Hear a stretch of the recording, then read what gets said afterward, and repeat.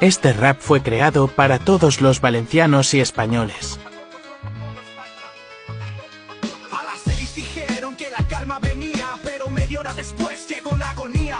El río desbordado, barrios bajo el agua, mientras Mazón y Sánchez tiran de la soga. ¡Qué rabia! Gente atrapada en coches y en casa, miles desaparecidos y el miedo que abraza. Sin luz, sin recursos, sin comunicados, 4 días de silencio, el pueblo olvidado. División, pedimos justicia y acción por cada vida perdida, por cada rincón. Que el poder deje de ser solo promesa vacía. Necesitamos respuesta, no burocracia fría. Saqueo, robos, caos en la calle, gente ayudando con palas y leyes que amparen, pero el acceso cortado, el ejército ausente, el pueblo luchando solo, abandonado por su gente, caminando kilómetros cargados de comida, mientras el gobierno ignora con mano reprimida. ¿Dónde está el auxilio? ¿Dónde está la ayuda? Es la tormenta más grande y España en penumbra. Familias atrapadas esperando en el lodo, y tú, Sánchez, mirando desde el trono. Es el peor desastre que hemos vivido, pero para ustedes el pueblo es solo un ruido. División, pedimos justicia y acción por cada vida perdida, por cada rincón.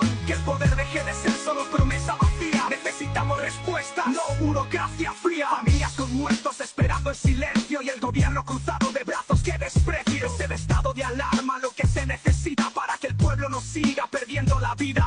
Pero en cada rincón, en cada paso, solo el pueblo salva al pueblo en este fracaso. Los bomberos llegaron, pero ya era tarde. Ellos no pueden solos, la tragedia se expande. Mientras tú, Mazón, desde tu asiento lo ves, y Sánchez desde el trono ignora el estrés. Se pasean por cargos sin sentir el peso de cada alma perdida, de cada regreso. Nos dejaron solos en la oscuridad, mientras el agua cubría la verdad. España no olvida y la memoria no miente.